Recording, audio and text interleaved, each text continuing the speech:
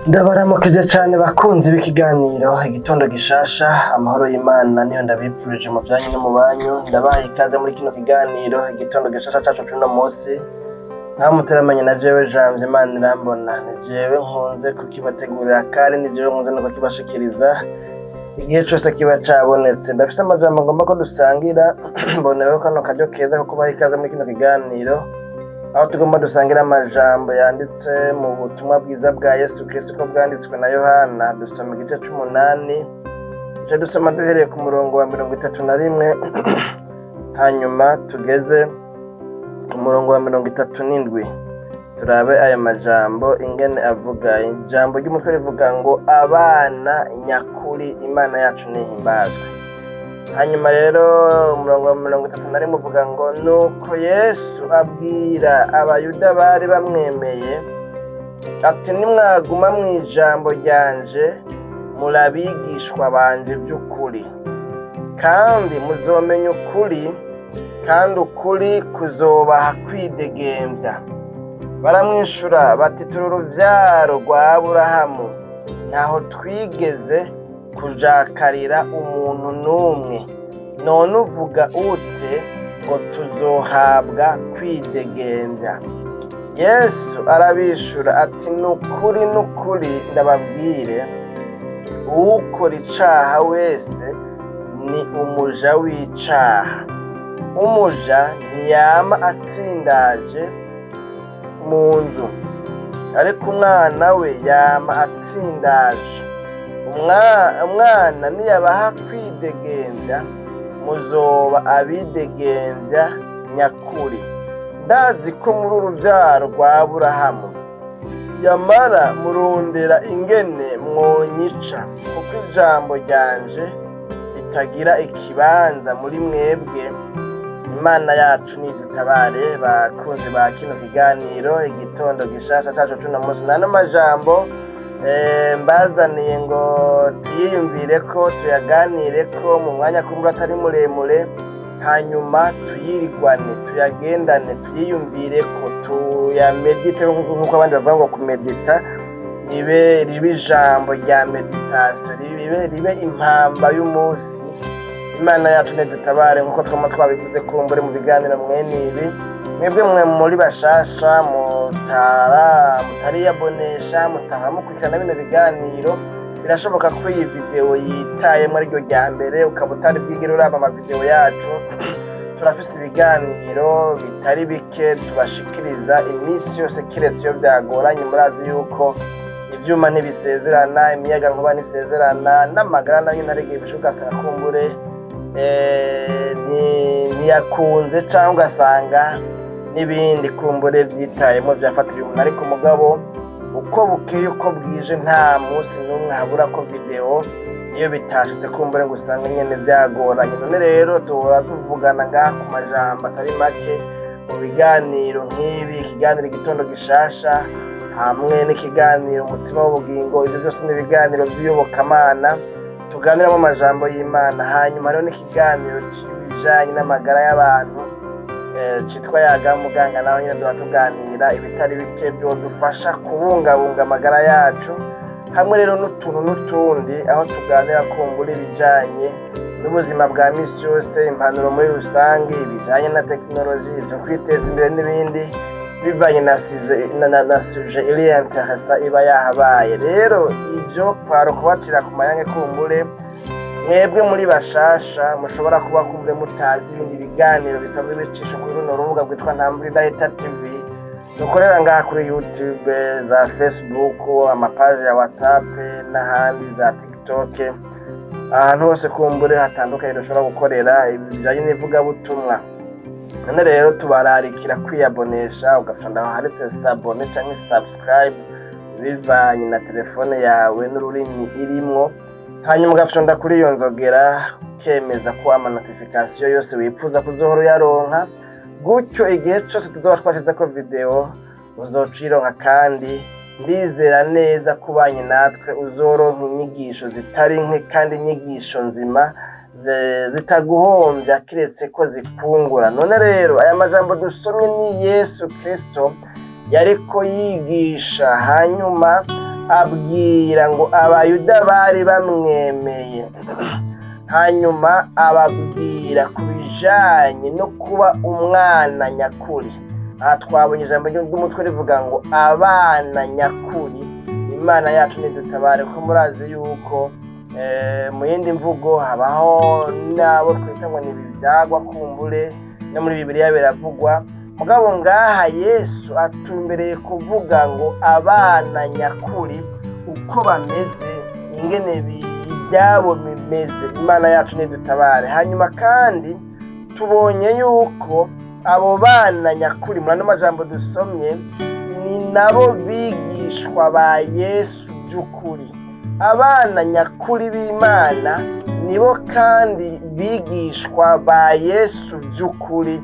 Imana yacu nihimbazwa. Hanyuma rero ngaha yaberetse ingene hariho itandukaniro hagati y'umwana nyakuri mu rugo kwa papa, no kuvuga kwa se wiwe, ingene uyo mwana aba ari uwidegembya, ataba ari nk'umuja, ataba ari umucakara, ataba ari umukozi, ntaba ari umushumba, ntaba ari umukinagizwa, ntaba ari imbohe, ariko aba ari umwana wo mu rugo, aba ari umwana ari mu muryango, ari iwabo nk'imva no abandi bavuga.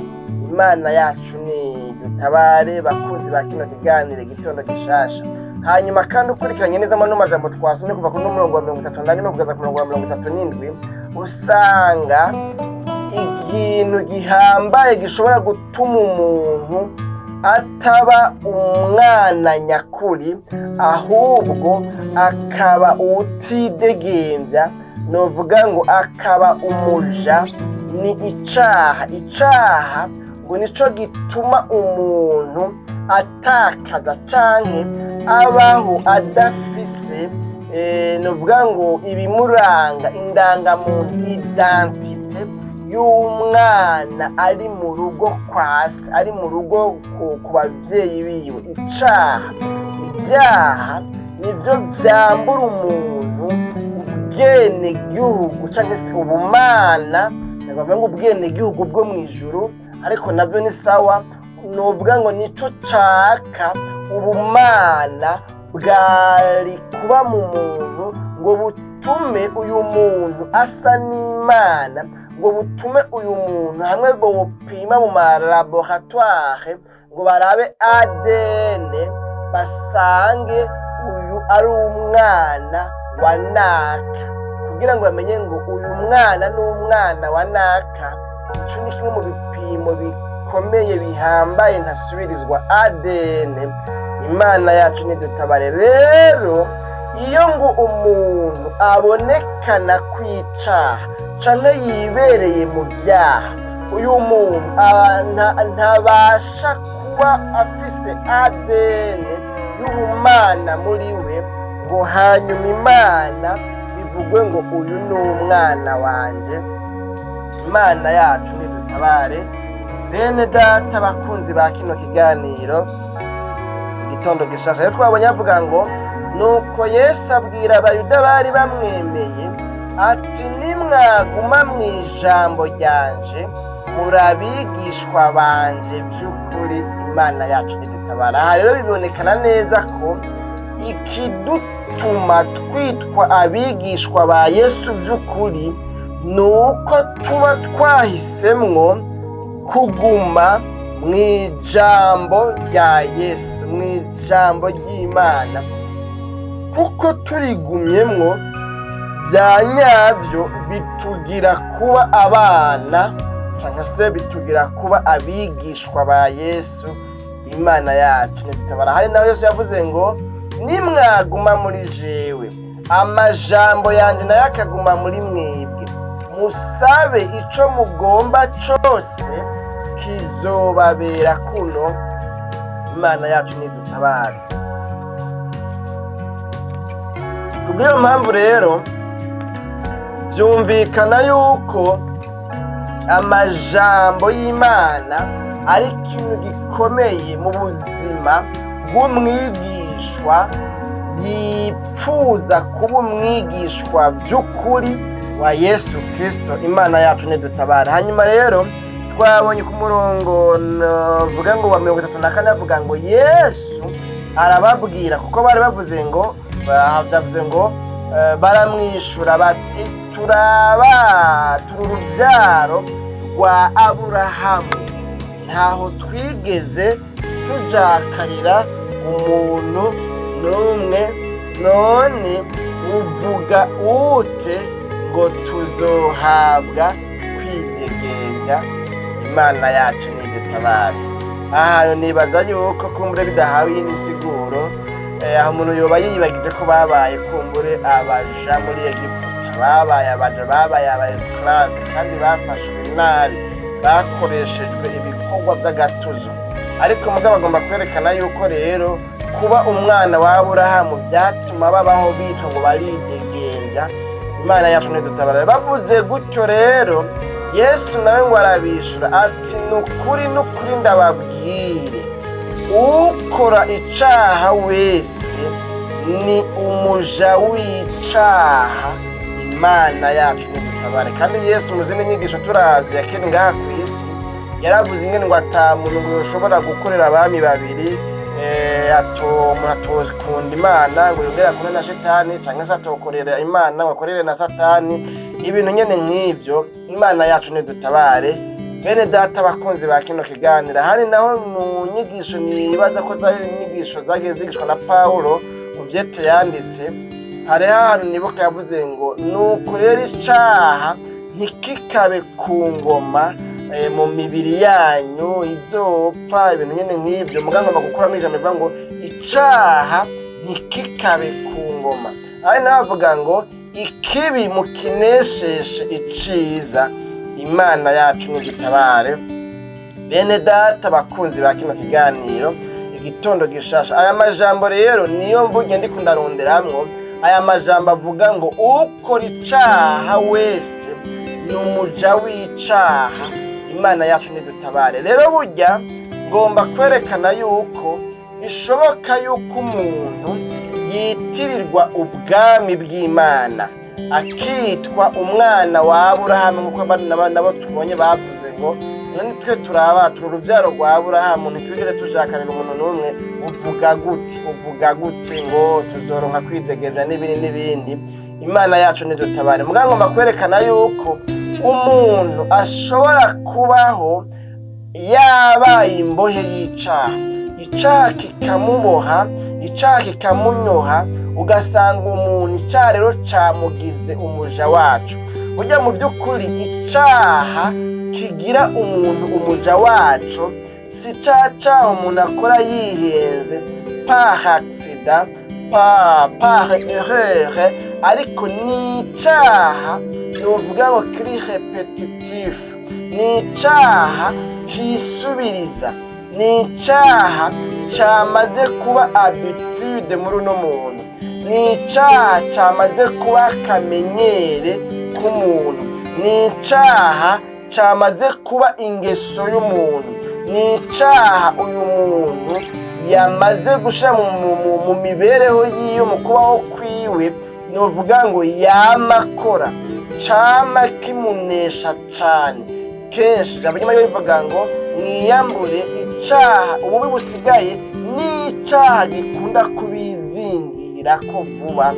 Imana yacu nidutabare. Duhamagarirwa rero kwiyambura icaha gikunda kutwizingirako. Icaha kikwizingiriye ko bigakunda kiguhindura umuja. Imana yacu nidutabare. Hanyuma rero kimaze guhindura umuja, ni ukuvuga yuko wewe nta bubasha uba ugifise bwo kwikontorora, bwo kwihangana no kwigumya imbere y'ibintu byose bijyanye n'ibyo ico caha gihora kigukwegeramwo. Muri ico gihe rero usanga wewe kirakugaba, kirakuganza, kiragukoresha ibyo kigombye byose. Imana yacu nidutabare. Bene data bakunzi ba kino kiganiro, Yesu yarababwiye ngo mu yandi majambo, ni koko mwebwe mwibwira ko muri uruvyaro rwa Aburahamu, mbere ngaha tubona yavuze ngo ndazi ko muri uruvyaro rwa Aburahamu. Ivyo ndabizi kandi ivyo ntaco bivuze iwanje, ntaco bitwaye na kimwe. Ivyo mwibwira, ivyo mwiyitirira, amazina mwitwa ko ari amazina ya gikristu, ko ari amazina y'ubukristu, ko ari amazina y'ubukizwa, ko ari nduwa Yesu canke ndayisenga, ko ari ndayubaha canke niy'ukuri canke niyo nkuru, ivyo si byo mpagararako cane. Kuko ngaho yababwiye ngo yamara murondera ingene mwonyica. Naho muvuga ngo mu ruvyaro rwa Aburahamu, ariko murondera ingene munyica. Bigenda gute ngo mugombe kunyica nanje ndi umudesanda wa Aburahamu, nanje ngomoka kuri Aburahamu, nanje ndi uruvyaro rwa Aburahamu? Mbega none karashize ingani abo mu ruvyaro rumwe bahindukane, bicane, bamarane? Mbega ivyo birabaho? None ko muri abo uruvyaro rwa Aburahamu, bigenda gute rero mwebwe rero ngo murondere ingene munyica? Imana yacu nidutabare bene data bakunzi ba kino kiganiro igitondo gishasha cacu cuno munsi. Avuga ngo rero ivyo ntaco bivuze, ikifisi ico kivuze nuko amajambo yanje aguma muri mwebwe, namwe mukaguma mw'ijambo ryanje, gutyo mukabona kuba abigishwa banje vy'ukuri. Bitagenze gutyo, ibyo kuvuga ngo uri naka, ufise titre iyi canke iriya, uri umuvugabutumwa, narababwiye mu biganiro byarenganye, umuntu batazira evangeliste mu kizambi bavuga ngo ni barariki. Barariki ni abavugabutumwa cyangwa se abasigura butumwa, umusiguzi w'ubutumwa bwiza, umwigisha w'ijambo ry'Imana. Ariko mugabo ingeso ziwe niyaje kw'ishopi wanje, sije ndabona aragiye arahavuye, kuko abakiriya bose baza, reka mvuge ngo abakiriyakazi, abagore, abakobwa baza bose wasanga abajena, abaderanja, ariko arabadraga, abasaba gusambana, abasaba amarandevu, abagurira mbere banashaka ivyo kubagurira navyo, urumva mugabo navyo yaba ariko aranshorera. Ariko mugabo nkumva ndamaramara, abantu banzi ko jewe iyo mico itari muri jewe. Ariko mugabo ugasanga umuntu yitwa ngo ni umuntu ngo ducuditse, akunda kuza gutaramira cyane mu ibotiki wanje kubera ko hari impande y'umuhiriwe, ugasanga afise ingeso mwene izo. Naravuze n'ibindi kumbura ingene yafata agakwega, bagakwega bariya, kuko urumva nyene yaribana, akazana abakobwa, akazana uriya, agakurakuranya, kandi akavyigamba ibiba vyabaye n'ingene vyabaye. Mbere nibuka ikindi gihe kimwe yavuze ngo hajya ngo igihe cyose ngo utarubaka urwawe uba wemerewe kubikora n'uwo ari we wese ubonye, kubera ngo aho ngo ntuba ngo usambanye, ngo ntuburenze ibigo, kuko ngo ntuburiyangaja kuri umwe kanaka ngo uvuge ngo ninaja hano nzoba menshi. Rero igihe cyose ukiri umusore nta kibazo, urifasha, uragira ibintu nyene nk'ivyo.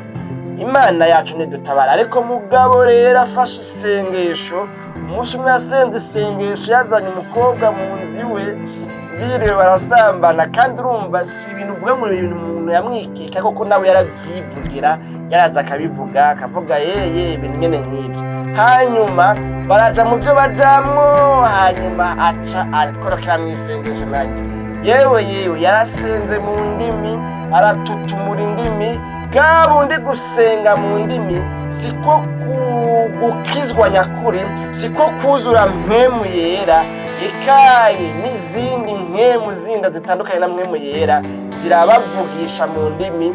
Imana yacu nidutabare, naho twebwe tutubimenya kandi ntidutegerezwa kubimenya, kuko na Paulo yaravuze ngo iyo umuntu ariko aravugishwa mu ndimi aba ariko aribwira we ubwiwe, yongera abwira n'Imana yiwe.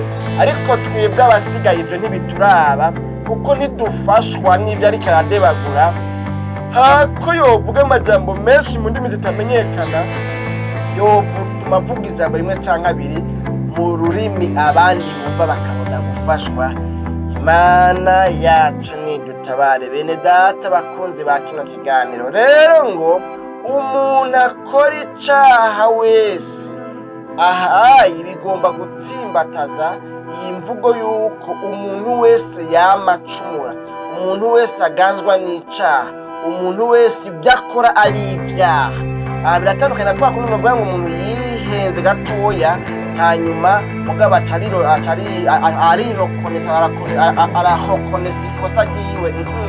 Ariko umuntu akora icyaha ni ukuvuga umuntu ari kamenyere kiwe, ariko yama ari byamugoye by'umugabo. niko novuga ibana yacu ritabaga umuntu wese uko akora kose akora icyaha.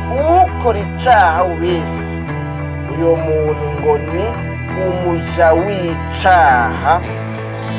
Imana yacu nidutabare bene data bakozi bakina kiganiro gitondo gishasha. Rero agomba ngo wisuzume iri jambo nige narinzanye ngo tugirirwane nawe ugirirwane, wirabe iri jambo ry'Imana.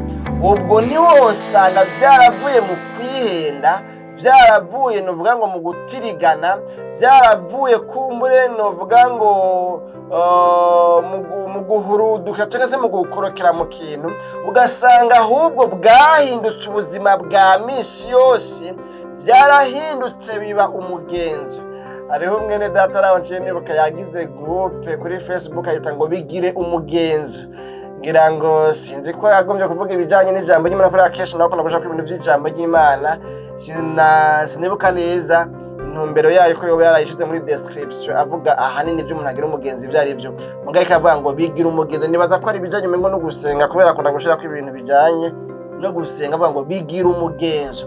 Birashoboka yuko naho ucitwa umwana wa Aburahamu, mu yandi majambo, naho ucitwa umuporoti, naho witwa umukizwa, naho witwa umuririmbyi, naho kumbe wanashaka wambara Yesu ashimwe zigera hariya ku birenge, birashobora kutambara za pocket down n'ibindi za mukonda out ntumbaze, ariko ugasanga hariho ikintu wabaye umuja wacu, ugasanga caramaze kuba muri kamenyere, carakwizingiriyeko. Ariko ijambo ry'Imana tutabanje kurisoma rivuga ngo mwiyambure ububi busigaye bwose bushoboka buhari n'icyaha gikunda kubizingira ko vuba. Nibaza ko ari mu cete candikiwe Abaheburayo, ayo majambo ashobora kuba ari simbanje kubiyarondera.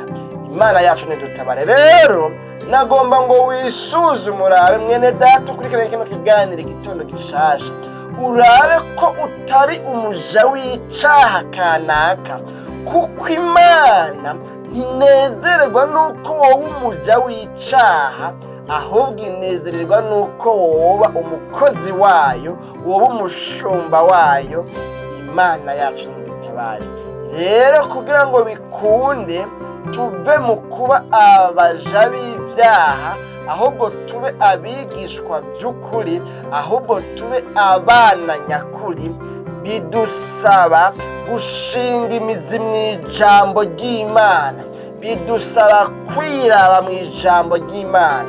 Hamwe wo kwiraba muri rino jambo ugasanga hariho ibyo ujakariye, hariho ingeso mbi ujakariye zamaze kukwiganzira. Sinzi ko ari amajambo y'ububeshi, sinzi ko ari amajambo yo guteranya abandi, sinzi ko ari insaku muri babandi mwirigwana, sinzi ko ari inzigo cyangwa urwango, sinzi ko ari ibyipfuzo bibi bigwanya ubugingo, sinzi ko ari ubushakanyi, sinzi ko ari ubusambanyi, sinzi. Ariko mugabo mu ijambo ry'Imana niho hari cirore kibasha kukwereka ibyo wabereye umuja, hanyuma niwemera kwiganzura ibi byakugize umuja, ukavuga ngo singomba kwicaha kiba ku ngoma mu mubiri wanje, birakunda kuba umwana by'ukuri,